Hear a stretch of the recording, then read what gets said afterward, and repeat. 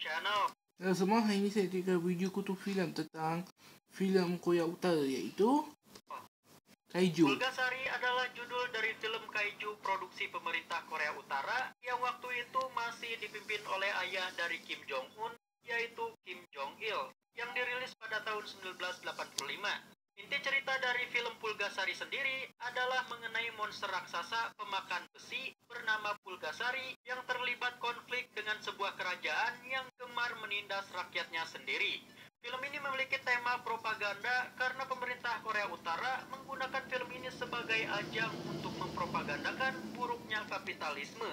Namun hal paling menarik dari film ini bukanlah soal propagandanya, melainkan seputar kisah di balik pembuatan film ini, karena film Pulgasari disutradarai oleh sutradara asal Korea Selatan yang diculik oleh pemerintah Korea Utara. Simak pembahasannya berikut ini. Sebelum ke videonya, jangan lupa buat subscribe ya, supaya Kutu Film semakin semangat buat upload video mengenai kaiju-kaiju lainnya. Oke, lanjut.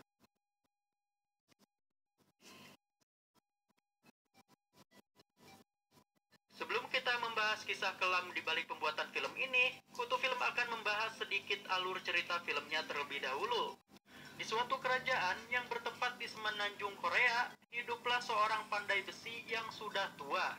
Suatu hari desa tempatnya tinggal didatangi oleh para prajurit kerajaan yang mengambil paksa perabot-perabot logam di desa tersebut untuk dijadikan bahan membuat senjata. Mereka juga memerintahkan sang pandai besi untuk membuatkan persenjataan. Namun sang pandai besi menolak, sehingga mereka kemudian menyiksa dan menjebloskan pandai besi tersebut ke dalam penjara. Ketika sedang berada di dalam penjara, sang pandai besi membuat boneka kecil yang berbentuk monster dari sisa-sisa makanannya dan dicampur dengan tanah, yang kemudian dia memanjatkan doa kepada dewa. Keesokan paginya, ketika ia sedang digotong keluar dalam kondisi sudah sekarat, ia memberikan boneka tersebut kepada putrinya yang bernama Ami. Ami lalu membawa pulang boneka tersebut lalu menyimpannya. Ketika Ami sedang sibuk menjahit, jarinya tidak sengaja tersusuk jarum hingga berdarah. Percikan darah tersebut tanpa sengaja mengenai boneka monster buatan ayahnya itu. Tanpa diduga-duga, boneka tersebut langsung bergerak layaknya makhluk hidup. Saudara Ami yang kebetulan ada di sana kemudian sepakat untuk merawat bayi monster bernama Pulgasari tersebut. Keesokan harinya, ketika pasukan kerajaan hendak mengeksekusi para pemuda dari desa asal Ami, Pulgasari secara tiba-tiba muncul dan menggigiti pedang mereka sampai hancur. Hal tersebut lalu dimanfaatkan oleh para pemuda tadi untuk melarikan diri ke pegunungan bersama-sama dengan penduduk desa yang lain untuk memberontak terhadap kerajaan. Ketika para prajurit kerajaan nyaris menangkap Ami yang sedang mencari makanan di tengah-tengah hutan, Pulgasari kembali menampakkan dirinya untuk menolong Ami. Sadar kalau Pulgasari bisa membantu penduduk desa terbebas dari penindasan raja, Ami lalu meminta penduduk desa untuk merampas senjata dan perisai dari para prajurit kerajaan, sehingga Pulgasari memiliki cukup makanan untuk membuatnya tumbuh hingga sebesar pohon. Pihak kerajaan merasa gentar begitu melihat ada monster raksasa yang berada di pihak lawan. Namun mereka tidak kehabisan akal. Pasukan kerajaan secara diam-diam menculik Ami dan kemudian memajangnya di tengah-tengah medan perang supaya Pulgasari mau masuk ke dalam kurungan raksasa yang sudah dibuat oleh militer kerajaan. Untuk menjamin keselamatan Ami, Pulgasari terpaksa masuk ke dalam kurungan tersebut. Para prajurit kerajaan kemudian membakar Pulgasari hidup-hidup. Namun tindakan tersebut ternyata gagal menewaskan Pulgasari. Para petinggi militer kerajaan terpaksa kembali memutar otak dan akhirnya mereka berhasil mendapatkan rencana baru. Pulgasari akan dipancing ke dalam sebuah lubang jebakan raksasa dan dia akan dikubur hidup-hidup. Rencana tersebut awalnya berhasil.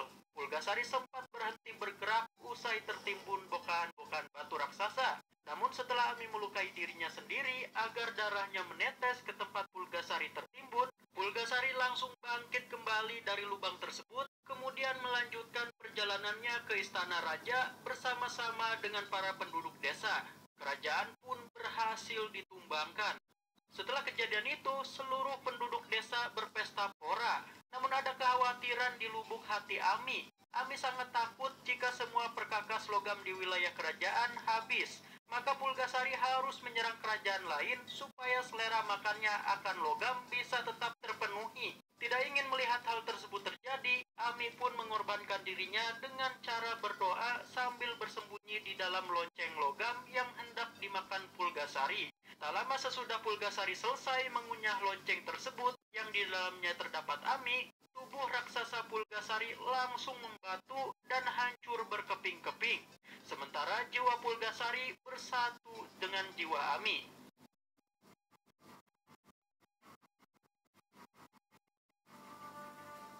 Pada pembuatan film Pulgasari tersebut, ada kisah kelam yang menyangkut warga Korea Selatan, yang dimana seorang sutradara yang bernama Shin Sang-ok diculik dan dipaksa untuk membuat film tersebut.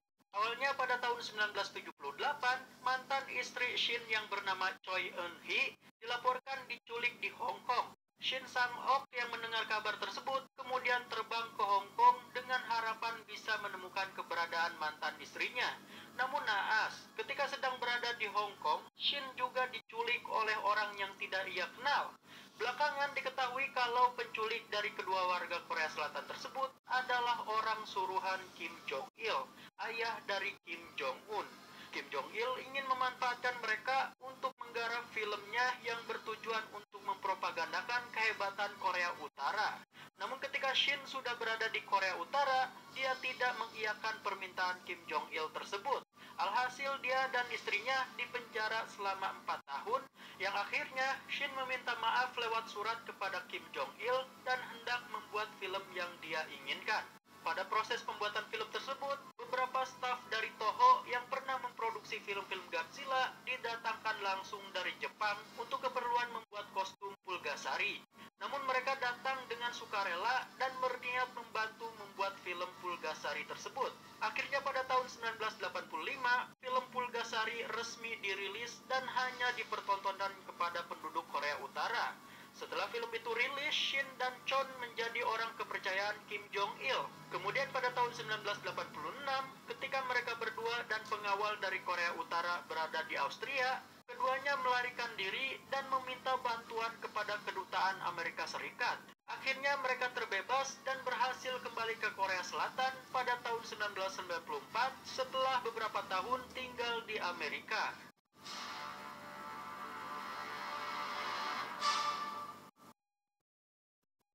Oke, itu dia pembahasan mengenai kaiju buatan Korea Utara, Pulgasari.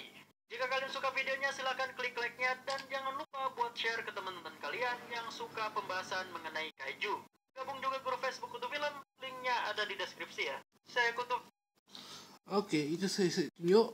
Jadi ya, saya tunjuk video ni sebab ni kawan saya kata dia nak buat filem Pulgasari ni. Dia kata nak pergi Korea Utara, tapi saya kata tak bahaya ke?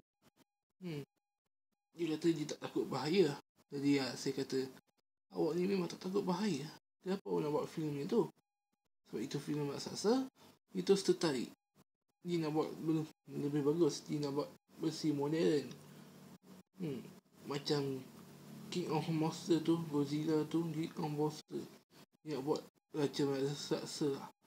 Okey, itu saya cakap. Saya kawan tu, saya kata tu. Baik. Saya nak tunjukkan video ni dia. Sebenarnya nak buat video sembang, tapi nak tunjukkan video ni lah. Jadi saya malas nak buat video sembang sikit. Okey, itu saya cakap. Saya kawan tu, saya tutup.